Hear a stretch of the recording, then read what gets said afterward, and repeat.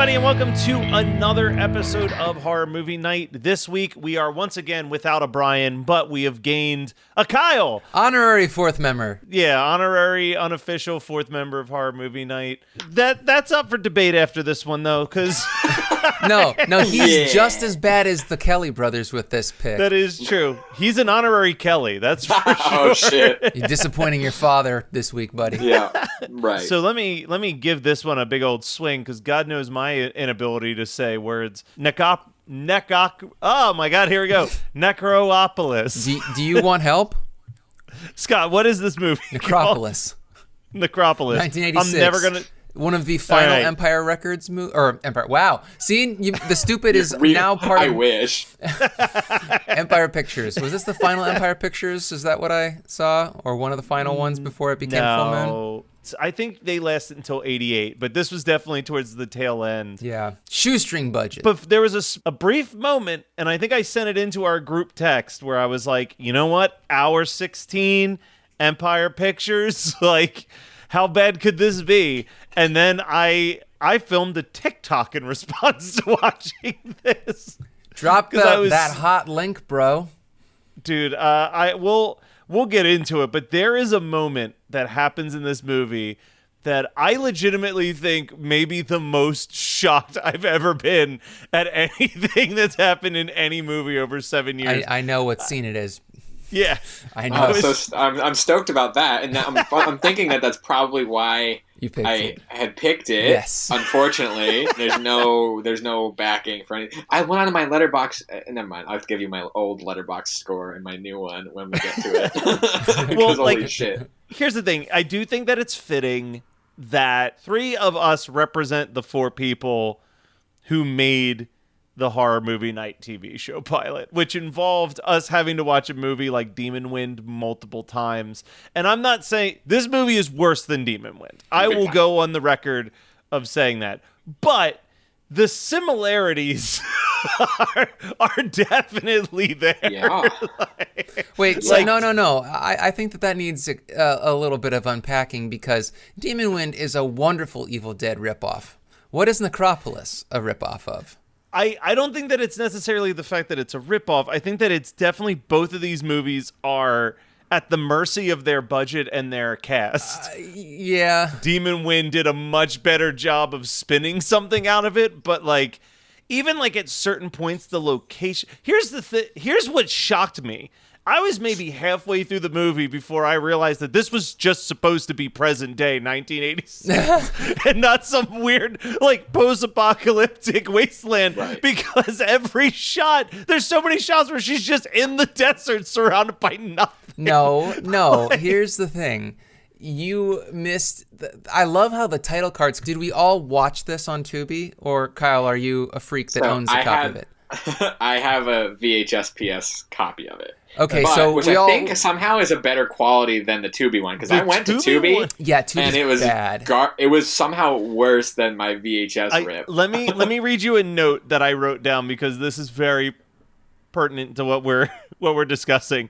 I'm confident that this movie has no one credited for lighting unless it's credited to the sun. Because like everything is almost exclusively natural lighting or complete darkness with vaguely a person somewhere. Yeah. And it doesn't help that every bad person wears all black. Yeah. But so what I think that the funny thing is that Matt basically missed the two title cards that said when the original part happens, which is, I believe, 1686. 1686. Yeah. But you would have thrown you off because they were wearing like high white tube socks underneath his boots. Yeah. So yeah.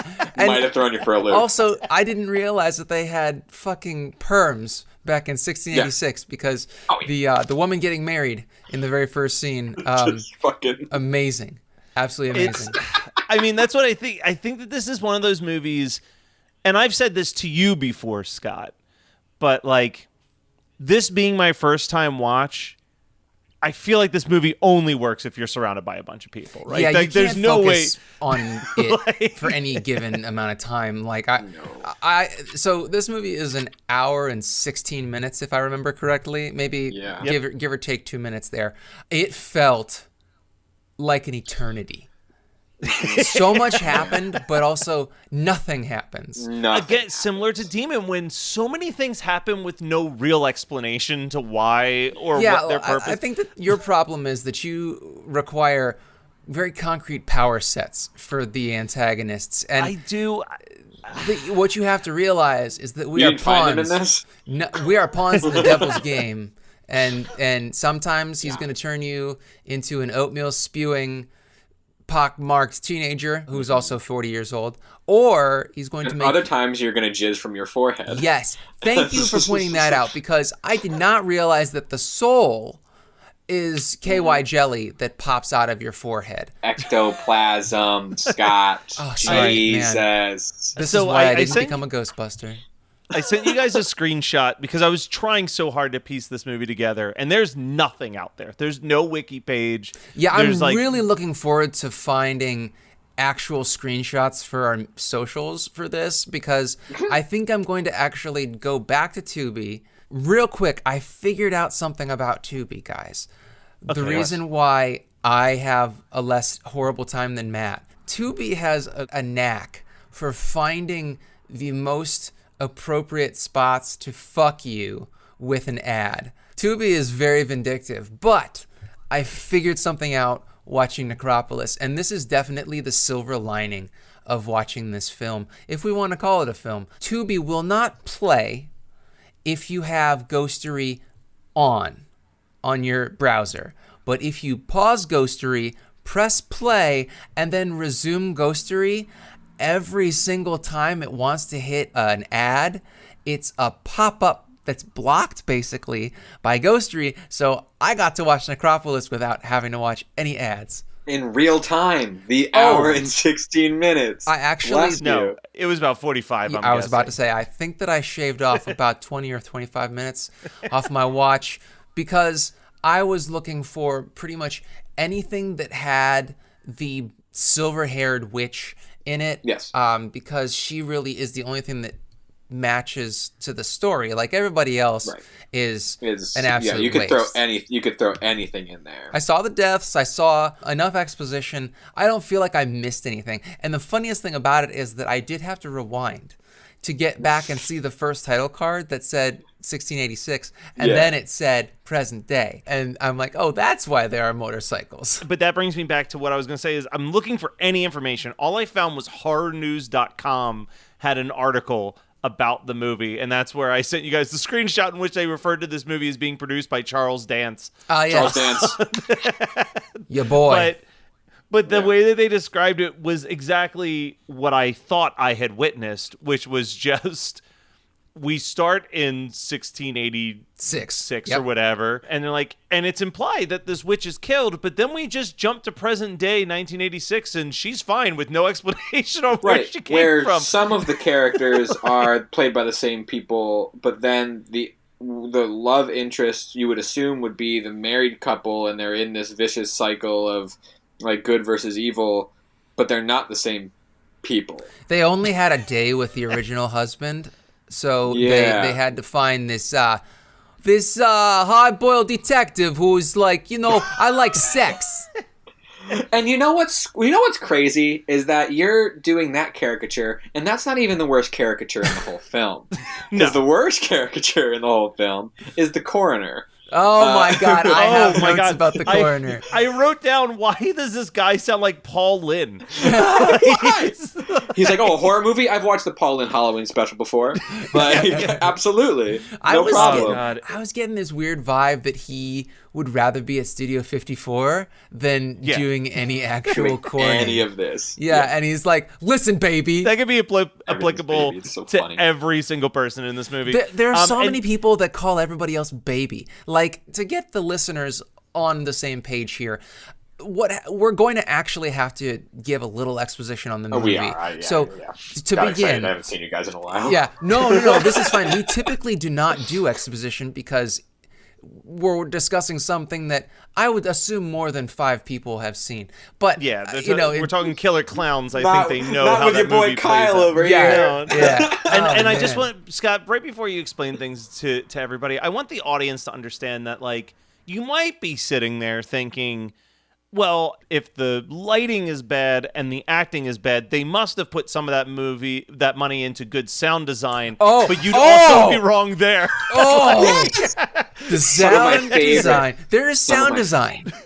It's Don't design. discount the single sound design of the entire movie, which is the woman's high heels clacking with the biggest reverb you could possibly. They literally. It's like she was in a basement when she was on top of a building in New York City. Yes. Or New Jersey? No, this is New York City, dude, isn't it? Okay, all right. Because you see the Twin Towers. Yeah. Maybe they're just Yes, you across do. the river, but whatever. It's close enough. No, but at some point she's on a building in New York City, but her high heels sound as if she was coming down the fucking hallway in your home. Like it was insane. And I did watch it with two people. Neither of them had fun.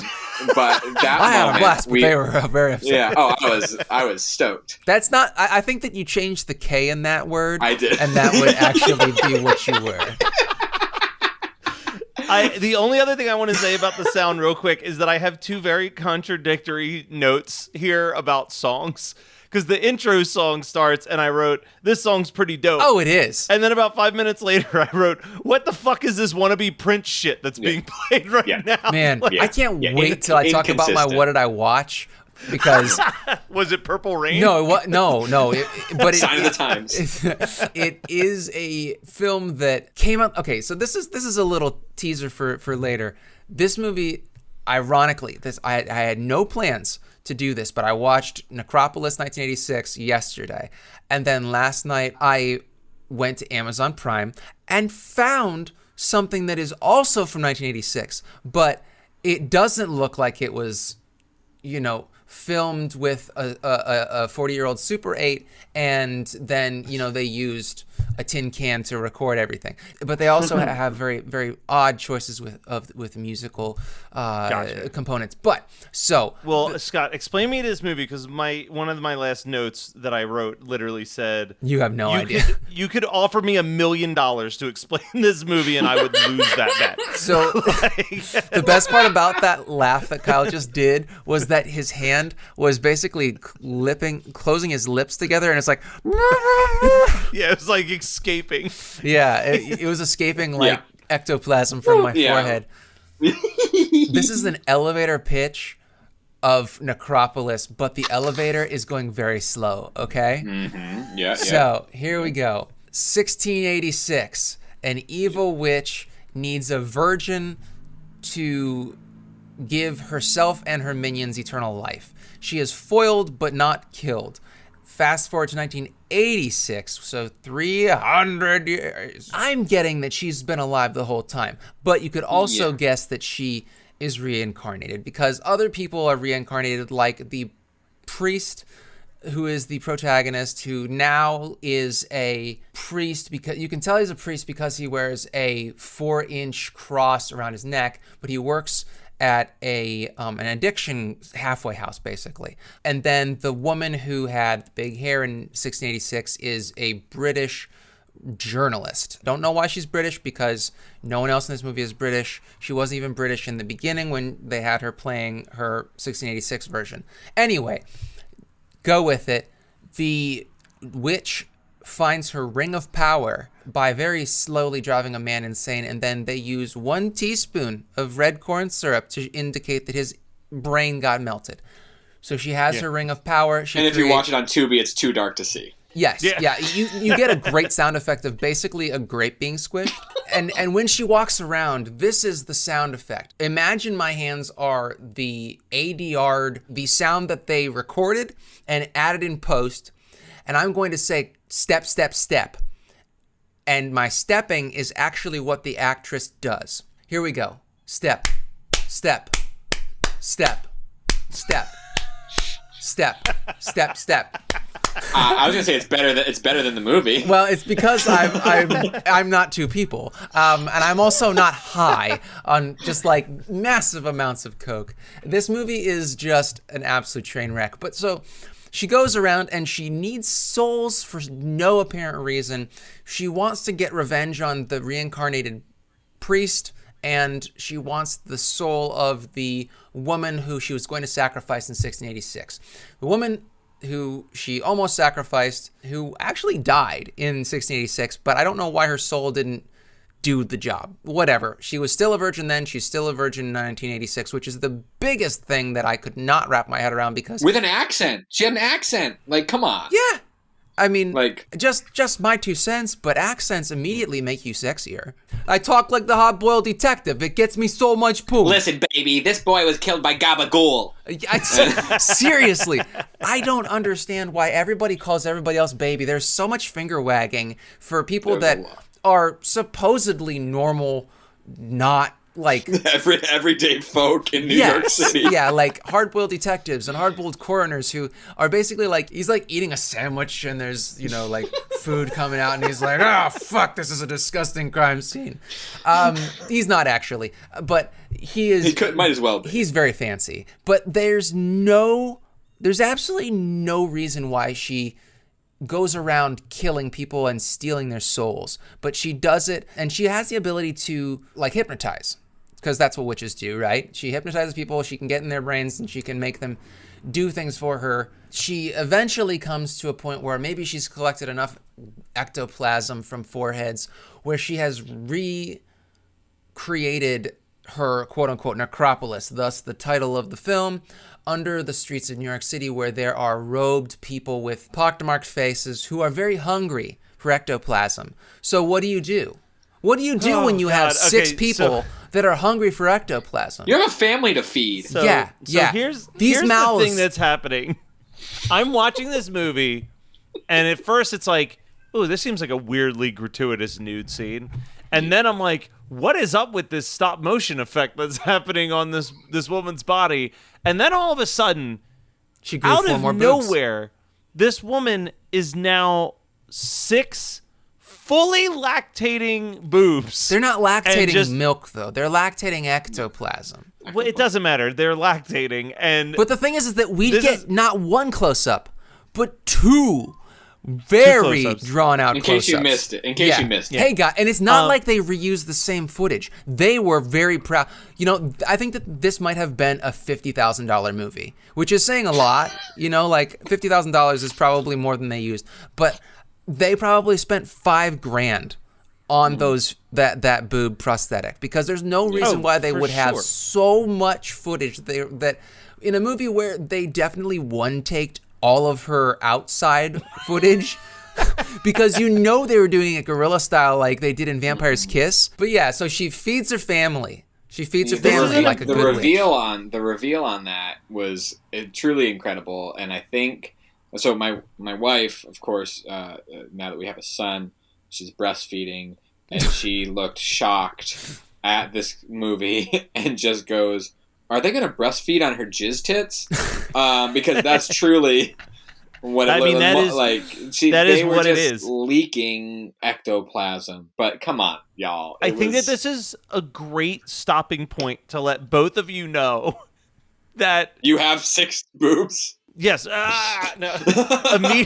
Immediately following this movie, Tubi autoplayed the next best thing, I guess. Wait, for me. Is this your double feature? I would No. Oh, okay. I didn't watch this, but I was so blown away that this was like what Tubi's like suggested follow-up movie was. Shrek Forever After was. Yo. That's quality programming. This is a family show, guys. But this is the other thing is like I'm thinking about it. And it's like it's not even like it's pulling from my previous Tubi watching, because the only things I've watched on Tubi were Rumpelstiltskin and Stepfather 3, and then this. Wow. Hold on. Stepfather 3 is great. Do you have a login on Tubi? No. Okay, I just logged in as a guest. Dear God, I hope no one has a Tubi account, because there's no reason to do so. It's not like you're going to be getting like some sort of value added by giving them your personal information and letting them email you and be like, hey, guess what bullshit's on Tubi this week?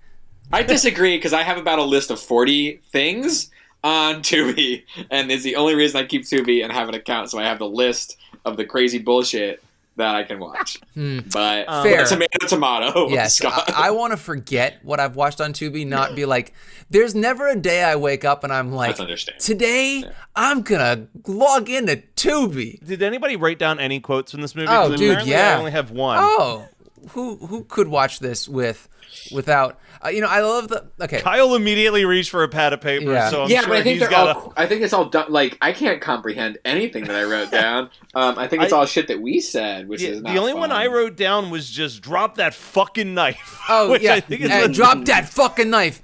Right before that, he the priest tells the hard-boiled detective, he's like, pick up that gas can, and he goes, what the fuck am I gonna do with this?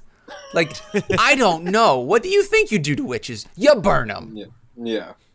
I wrote down in quotes, "form the magic circle." I don't think they said that. I think I wish I had injecting like Dragon Ball Z into Necropolis. Yeah. Well, Yeah. I mean that does become. I know what you're talking about though, because that becomes the downside, and I've experienced this too.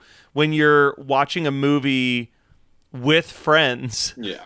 and you're like someone like for this movie, like for the podcast specifically, you're like watching it with friends, and then they say something funny, and you're like, "Ooh, I'm gonna write that down." Yeah. But then like 3 or 4 days pass, and you're like, I have "Wait, no was that in the idea. movie, or was Yeah. that something that somebody I did. just said?" I While did we were remember to watching it? mark down that my cousin said she's a lot to the witch. But I also realized that she was really mediocre at like influencing and possessing Everything? people. Everything, correct. But like specifically, like trying to like influence people because everybody was like, at first was like, no, like what? Like what are you like? Everybody Hey, was like, I don't want. You take Can you 300 years stop? off from your hobby and see how good Yeah. you are. Yeah, all right. You're right. You're absolutely No, right. Actually, I bet you I could ride a motorcycle excellently. Yes. But well, if I can't, that's just like riding a horse. just like. But there are some truths to be had in this film. One, Satan loves interpretive dance. Two, big time. never trust a woman with that much rouge. I don't think that the priest really took seriously anything he said. Because, first of all, he's supposed to be helping these people in treatment, and we have this expositional scene where one of his clients is doing an interview with the British woman who's still a virgin in 1986. Also, virginity is not a thing. It's not real. So I think that's the biggest, most egregious problem with this film is saying that virginity. That's the one. So that's another otherwise truth. it was a flawless film until that. But I love that guy is getting interviewed, and he's like, "Yo, I was turning tricks in the village," and she's like, "You were a male prostitute," and sign of the times, he calls himself the F word, and he's like, "I just did it because I needed money," and I want to say that is the only smooth presentation of a line of dialogue in this movie. That guy was out of his element because he was the only one that had any gravitas. Yeah. No, that's absolutely true, and I think it was nice that it set up that like halfway house a little bit, but then all of a sudden it didn't matter because nothing mattered. Why? Because then you realize it's a plywood office, and like it was like it was like when I say plywood office, I mean we've all seen bad set pieces. But this was truly a sheet of plywood backdropping an office desk, and it made zero sense. They were very tight shots, and not because they were trying to do anything creative. They were doing tight shots because they were in a warehouse in a closet that they made look like an office room. That's what Kyle's talking about. And then they just went outside to do on-scene, like on location, quote unquote. This was all filmed probably within a week on one block in New York City. Had to have been. Let me ask a question to both of you because I'm starting to figure something out, or I'm starting to have a hypothesis. Right? I was under the impression a hypothesis. Necropolis. I was trying. It's don't worry about it. I was under the impression that Empire International pretty much exclusively they made everything in house. Yeah. Did they buy other people's movies a la Troma? Because what we watched, as I'm looking at their list of movies, what we watched does not make sense for the production values of everything that came before or after it. And I'm not saying that these were like good movies. No, just but there's I'm a lot of saying, squib work. No, but I'm saying like here's the movies that were coming out. These are all the films that came out through Empire in 1986. For better or for worse. That's probably the answer right there, but I want to hear the list. Yeah, I need to hear the list. I'm going to add... Oh, wait, hold on. Let me bring up my Tubi account so I can add all these. Like they're not already there. Fuck you. Breeders, Crawl Space, From Beyond, Rawhead Rex, Robot Holocaust, Troll, Terror Vision, and Vicious Lips. And then this one. That list is literally an HMN best of list right there. Yeah, that's incredible. You all watch Breeders? I should have chosen. No, we have not done Breeders yet. It's on my long list. I always forget to add Bring it. me back for Breeders. I used to watch that shit in college. See you next week. It was another short. It was I think it's like 88 minutes. So it's great. Yes, but Matt, I think that we've gotten to the core of why Necropolis sucks so hard. They did 8 other movies in 1986. But like I'm looking, I guess, so I'm looking at well, I'll save this. I'm going to read a few of the movies that came after this in a build up to my double feature. There's a redemption in this movie. It's when one of the cultists gets his head punched off. Like it's in my pad, Scott. It's on my notepad. Shit. You snooze, you lose, bitch. Oh, I'm sorry. You snooze, you lose, baby. You snooze, you lose. Yeah, he screamed with his neck. Yeah. Okay. That was a great effect, by the way, because the hands just went like this. Oh, that's only for the people on the Patreon that can see us. It was sorry. iconic. So I didn't realize that she had the witch. So her first kill in 1986 is against a guy who owns some sort of a cult shop, right? Yeah. And then I didn't realize until almost to the end of the movie that she had like taken up shop in his basement of such shop. But there was a really interesting like mask that had a tongue sticking out of it. Her satanic altar. Her satanic altar had like a weird. It looked sort of like a Goosebumps-y haunted mask prototype with a full tongue sticking out. And I did think that was kind of cool. Other than that, I have a quote that says, "Are you kidding me? I'm Italian." I don't think that was said in the movie. I just wanted to say that. No, I'm pretty sure he does say that because it's when the hard-boiled cop invites himself into the British lady's apartment. And she gives him some wine, and she's like, "What did you think?" Yes. Yeah, what did you think when you first saw me? He's like, "It's not becoming to say in front of a lady." Yo, I was turned on. Sorry, I think about sex all the time. I'm Italian. And my last one is that the British reporter eats a carrot in a car during a stakeout. Yes. And then I proceeded to eat like 3 or 4 carrots. That was the end of my note. I like how when you're high, you're like, I'll have what she's having. Peer pressure.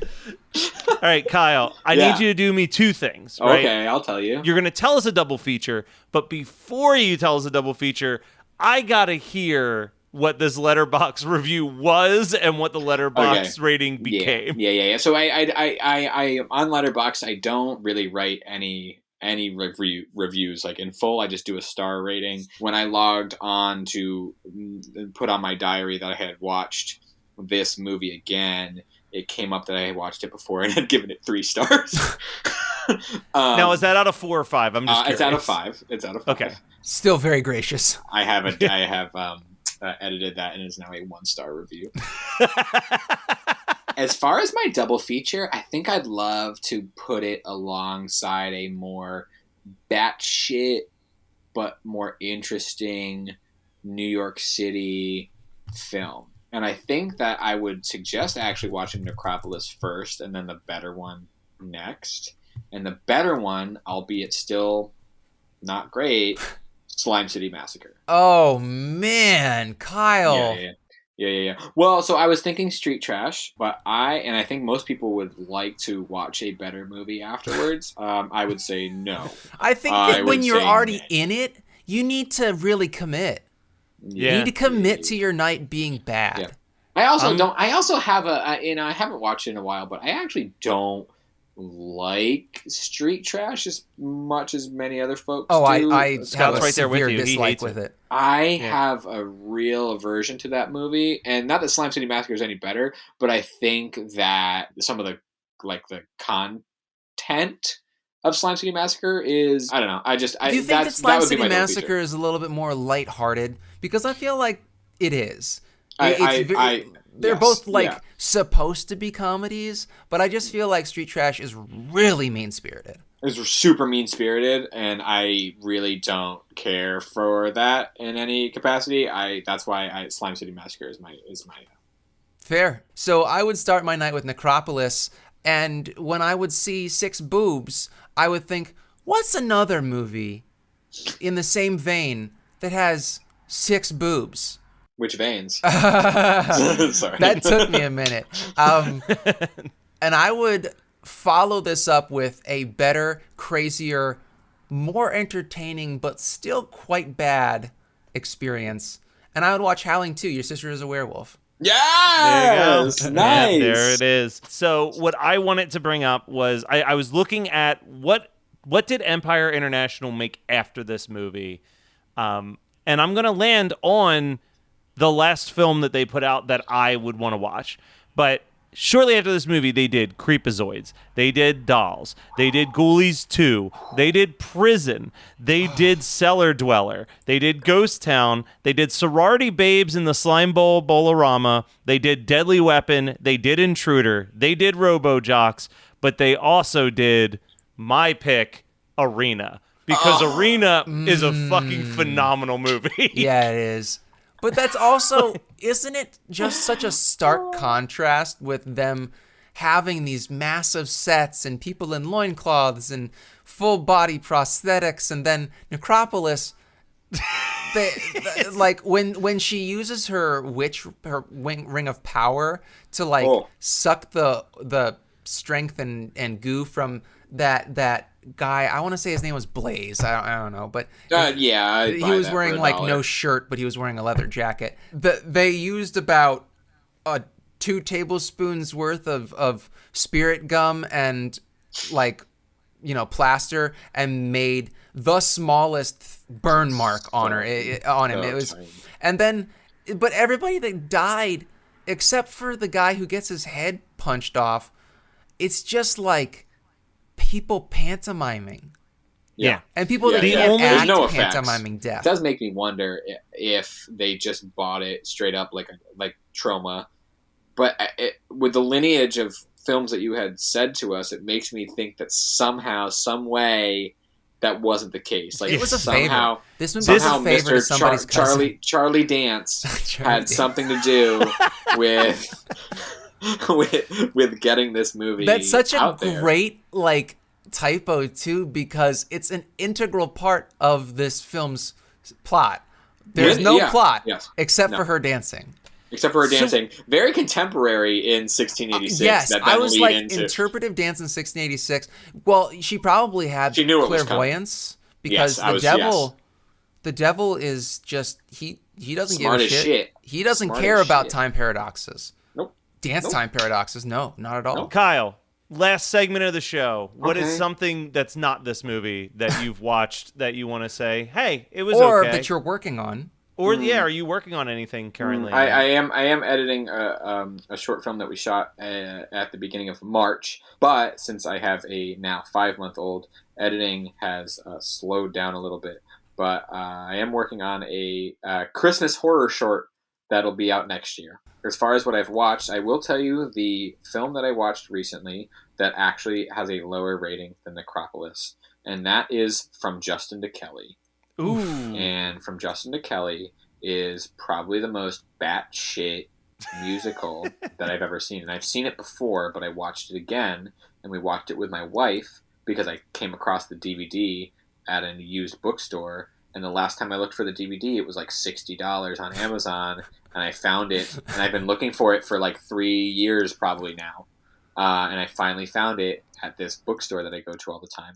Nobody needs to know anything about it, just that I watched it and I own it on DVD. So fuck all y'all. I love that was. It has 2 versions of the film on DVD. Oh, that's important to know, actually. But I love that was supposed to set this precedent that every year after American Idol, the final 2 contestants would star in a movie, and then that did so poorly they were like, let's scrap that. Let's just never again. Don't let's ever just fucking make do sure that no one remembers anybody who wins this for the next 25 seasons.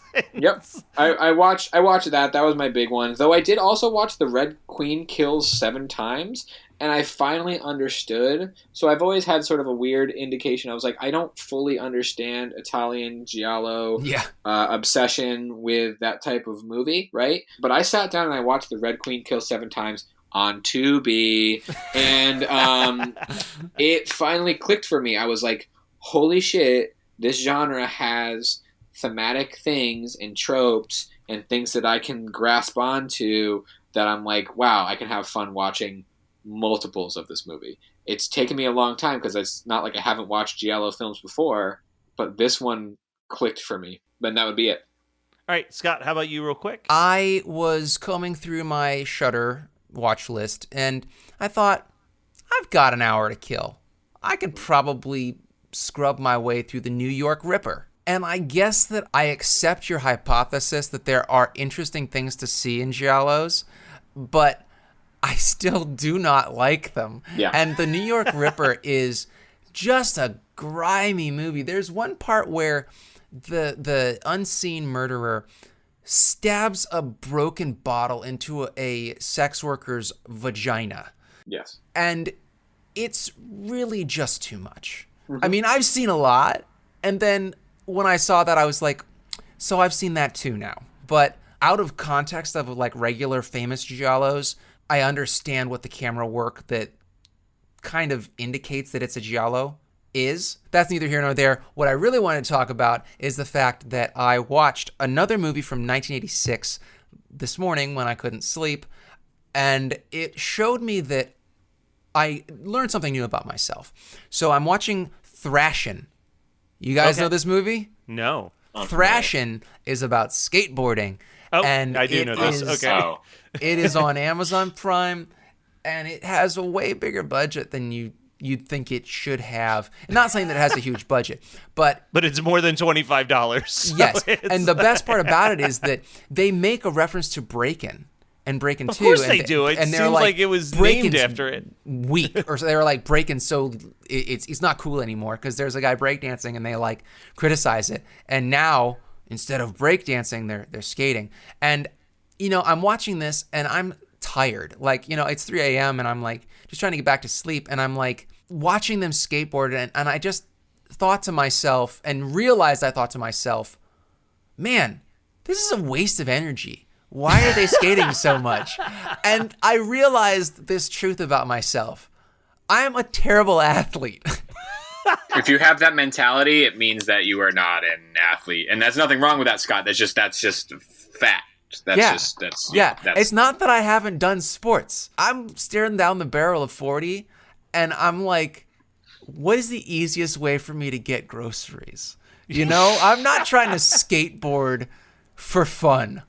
See, and that's where you and I differ, because I'm suddenly getting into my sports stage of like Sunday nights, like at the youth group, challenging kids to a one-on-one game of basketball and shit. Oh, that I know doesn't mean anything. Win. You just want to fucking dunk on them. They're high schoolers, and I can't dunk on an 8-foot rim. Watch out for disc golf, Matt. I'm very concerned. Yeah, it's coming, dude. Disc golf, Matt, might happen sooner than you know. I'll do one last. I'll wrap it up with I went out and I saw Dear Evan Hansen.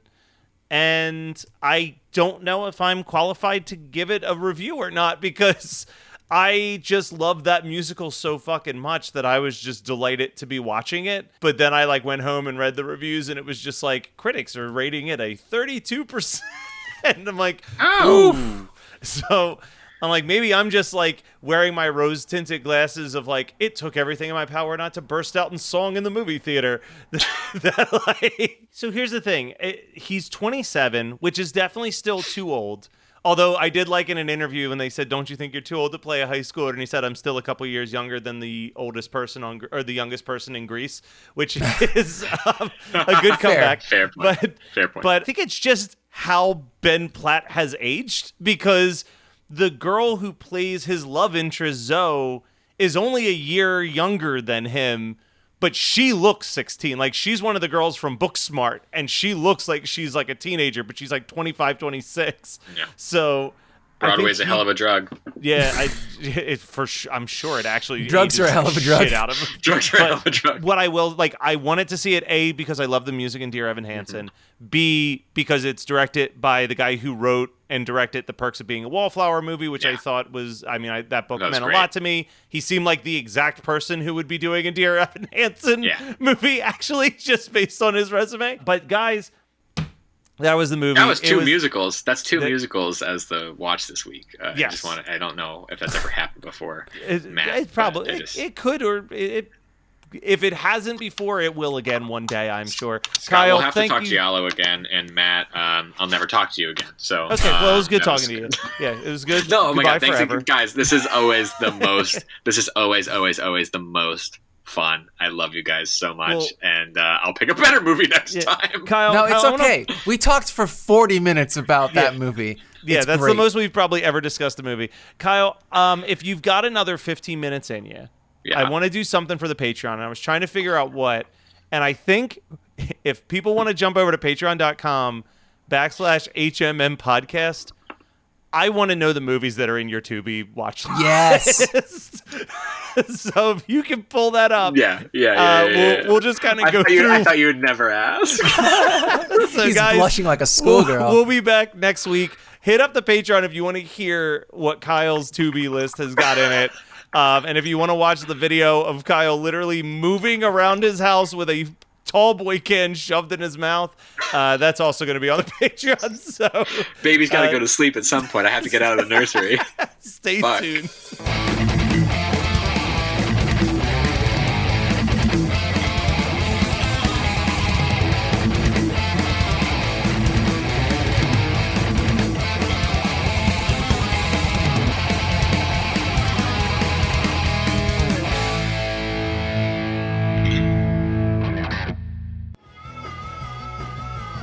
You're listening to the Geekscape Network.